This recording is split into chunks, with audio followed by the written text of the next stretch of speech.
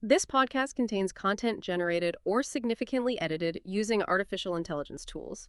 All information is provided for general informational purposes only and reflects knowledge available at the time of publication. It does not constitute financial, investment, or legal advice. We recommend that listeners verify the information independently and consult with qualified professionals for personalized advice. Welcome to the Luxembourg Fundcast.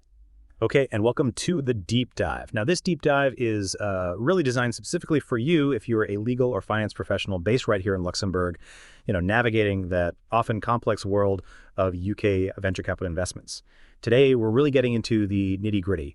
The UK corporate approvals. We're talking board and shareholder resolutions, the things that actually make these deals legally happen. Our mission. Well, it's pretty straightforward. We want to equip you with the knowledge you need to draft and implement these UK resolutions effectively.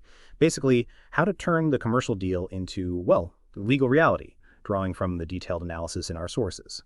Exactly. And to start, you really have to get the UK context right. The Companies Act 2006, that's the absolute foundation. We'll cover some key principles there that might feel a bit different if you're mainly coming from a civil law background. What's really interesting, I think, is the balance the UK strikes. You've got, on one hand, quite a bit of flexibility, especially for private companies. Right. But then that's paired with some pretty strict procedural compliance, and filing requirements. So this deep dive should really clarify the essentials for you. Okay, let's dive in. Where do we even begin with the UK framework? What's the absolute must-know from the Companies Act 2006 for a VC deal? Well, the absolute cornerstone, the thing you really need to grasp first, is the set of duties that directors owe. These are actually codified, written down in the Companies Act, sections 170 to 177. They're fundamental. Okay, duties. Like what specifically? So key ones include acting within the company's powers. That's section 171. Then there's the big one, promoting the success of the company for the benefit of its members as a whole, section 172. And that's quite broad, isn't it? It really is. It includes considering long-term consequences, employee interests, community impacts, supplier relationships. It's not just short-term profit. Also, exercising independent judgment, section 173. Makes sense. Applying reasonable care, skill, and diligence. That's 174. Avoiding conflicts of interest, hugely important, section 175. Not accepting benefits from third parties, section 176. And crucially for deals, declaring any personal interest in a proposed transaction, that's section 177. And a really critical point here, these duties are owed to the company itself. Not, directly to individual shareholders or shareholder groups. That focus on the corporate entity might be a subtle difference from some civil law perspectives. Okay, I see. And why is this so critical for a VC investment context? Well, think about it. When directors in a UK company are approving an investment, they have to genuinely believe it promotes the company's success. That's 172.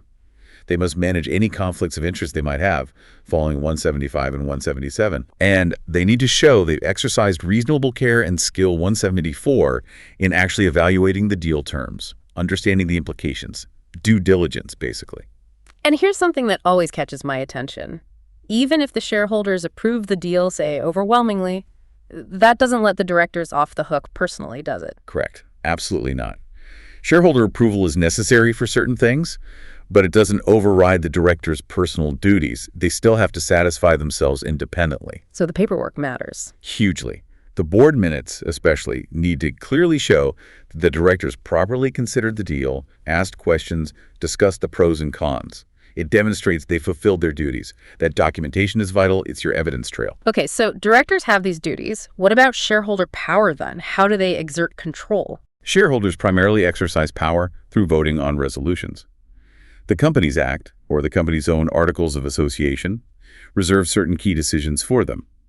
That's how formal control is exercised, especially when it comes to big changes, or indeed, ensuring the investor rights negotiated in the deal are embedded post-investment.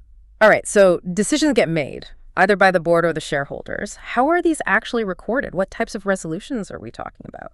Good question. There are two main types. Board resolutions, which are decisions made by the directors, and shareholder resolutions, made by the members or owners of the company. Let's take board resolutions first. These are for the directors to decide on company actions, day-to-day management, but also approving major contracts like an investment agreement.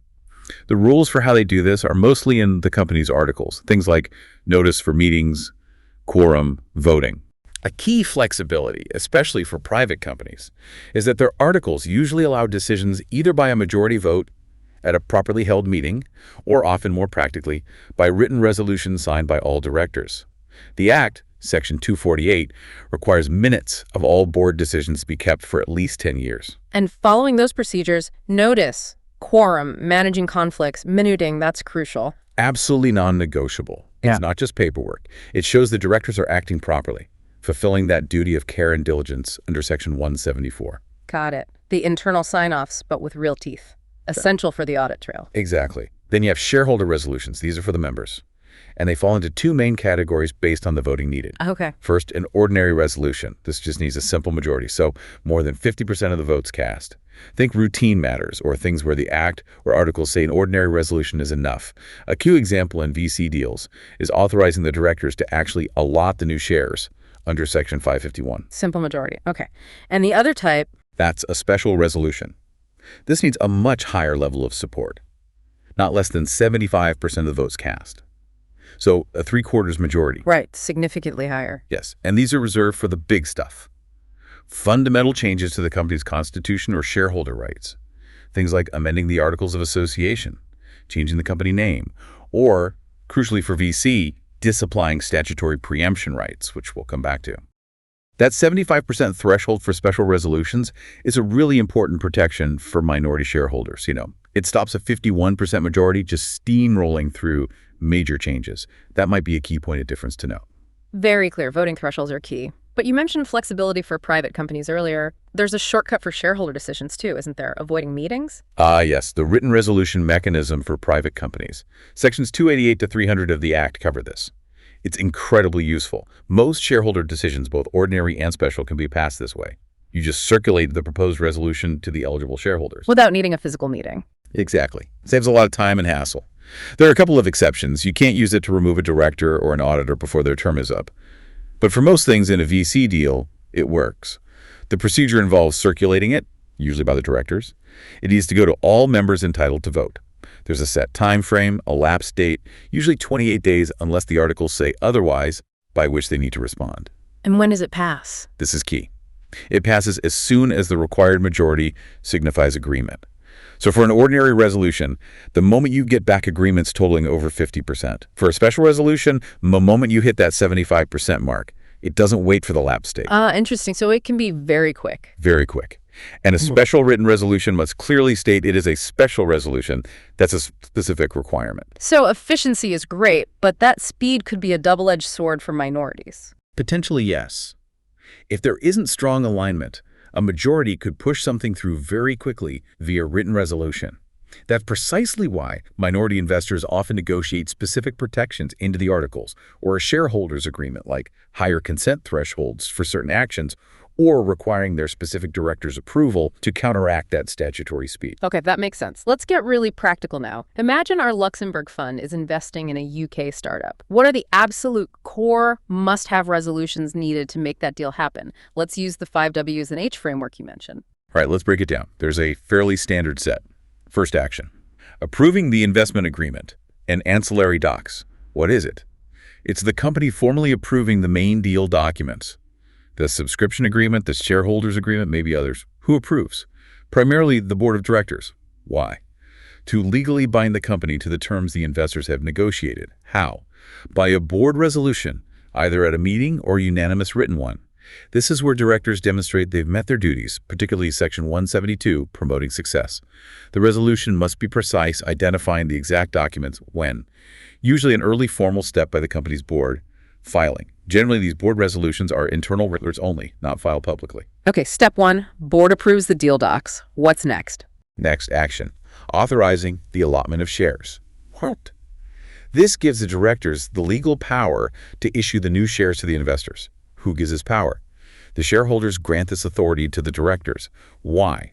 Because under Section 551 of the Companies Act, directors generally need shareholder permission to allot shares. Section 550, automatic authority, usually doesn't apply in typical VC structures with multiple share classes. Okay, so they can't just issue shares on their own. Not usually, no. How? This requires an ordinary resolution, that simple majority. The resolution must state the maximum nominal amount of shares covered and have an expiry date, which could be up to 5 years. When? Critically, this authority must be in place before the directors actually allot the shares at completion. Filing. Okay, this is important. After the allotment happens, the company files a Form SH01, a return of allotment, with Companies House. That has to be done within 1 month of the allotment. Got it. Authority first from shareholders, then board allots, then file the SH01. What's the third key one? Action. Disapplying statutory preemption rights. What is this?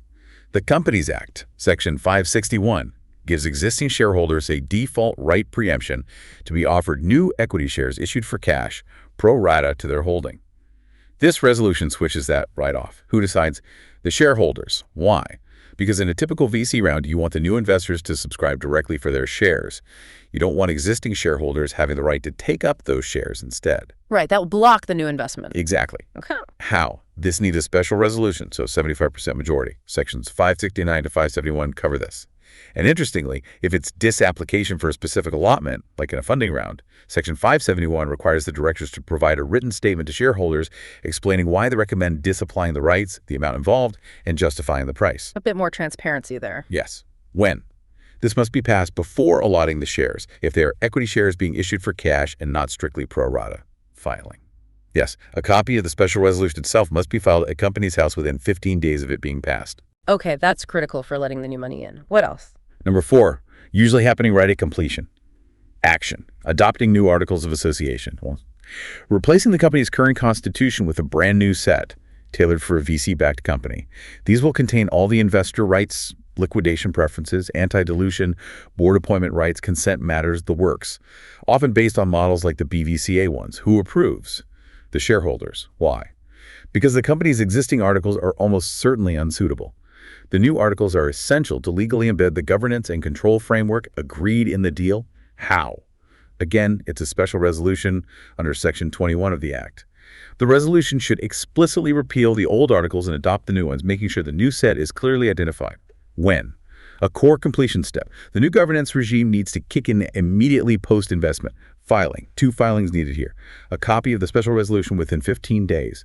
And crucially, a copy of the new articles themselves must also be filed within 15 days of them taking effect. Right, makes sense. New rules for the newly funded company. Is there a fifth common one? Sometimes, yes. Action. Changing the company name. What? Formally changing the registered name. Who? Shareholders approve this? Why? Could be rebranding, investor preference, maybe the old name wasn't quite right. How? By special resolution, Section 78. When? Often done as part of the completion process.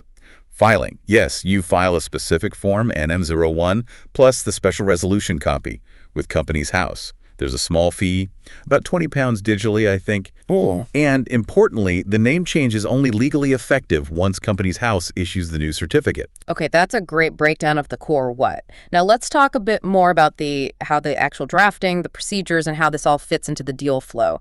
Drafting sounds like it needs real precision. Oh, absolutely. Drafting is critical. Resolutions aren't just placeholders. They need to be crystal clear about what's being approved and under what authority, linking back to that director duty in Section 171, acting within powers. You need precise wording for statutory compliance. For example, making sure a special resolution explicitly says special resolution, or including the maximum amount and expiry date for an allotment authority under Section 551. They must reference the specific final versions of the deal documents. Often useful to include wording around conditionality, too.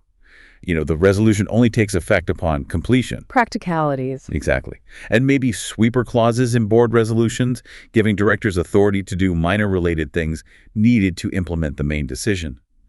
And remember, these resolutions are operating on and approving the whole suite of ancillary documents. The subscription agreement, the shareholders agreement, the new articles, often a disclosure letter where founders give warranties, maybe new director service agreements. The resolutions tie it all together legally for the company. So the detail really matters to make sure the whole package holds together legally. What about getting them formally passed? The procedures. Procedural compliance. Non-negotiable in the UK. For board meetings, you absolutely have to follow the rules in the company's articles, notice periods, quorum requirements, and as we said, minuting is vital, Section 248. And for shareholders? For shareholder meetings, general meetings or GMs, there are strict statutory notice rules. For private companies, the default is 14 clear days notice under Section 307. Clear days means you exclude the day you send the notice and the day of the meeting itself. So it's often actually 16 days or more in practice, depending on how notice is given. Right, the calculation matters. It does. And the notice content must be specific, particularly for special resolutions. Section 283 requires the notice to include the full text of the special resolution and state the intention to propose it as a special resolution. And for written resolutions, the procedure in sections 288 to 300 must be followed carefully, circulation to the right people, stating the lapse date, section 297, how members signify agreement, section 296. Getting the process right is just as important as the words in the resolution. So getting the procedure right is as important as the drafting, really. Messing up the process could invalidate the whole thing. Absolutely. It underpins the legal validity of the decision. Get the procedure wrong, and the resolution could potentially be challenged. Then, after approval, record keeping is key. We mentioned board minutes, but also shareholder resolution records must be kept, usually for 10 years minimum. These minutes are legally significant. They're considered prima facie evidence of the proceedings. Okay. And you also need to update the company's own internal statutory registers promptly. The Register of Members, Register of Directors, the PSE, Persons of Significant Control Register. And then there's the public side, companies' house filings. Yes, the public record. Several filings are mandatory and make information public. All special resolutions need filing within 15 days. The new articles within 15 days of taking effect. The SH-01 form for share allotments within 1 month. The NM-01 for a name change needs to go in promptly too. And these become public documents. Yes. Anyone can search the Companies House website and see these special resolutions and the company's articles. It means a fair bit of transparency about the company's structure and governance.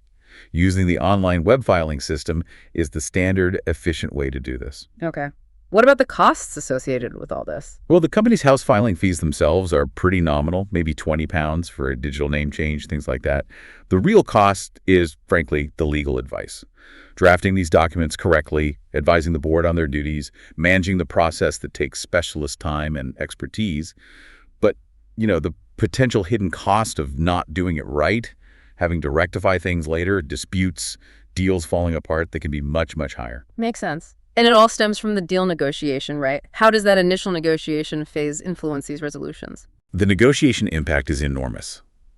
The resolutions are fundamentally the legal machinery used to implement the commercial deal that's been hammered out. All those key terms, investor consent rights over certain company actions, who gets board seats, the exact mechanics of liquidation preferences or anti-dilution protection for the investor's shares, how preemption is handled, whether disapplied statutorily or managed contractually in the articles. All these things are negotiated first, and then they have to be precisely translated into the wording of the resolutions and, critically, embedded into the new Articles of Association.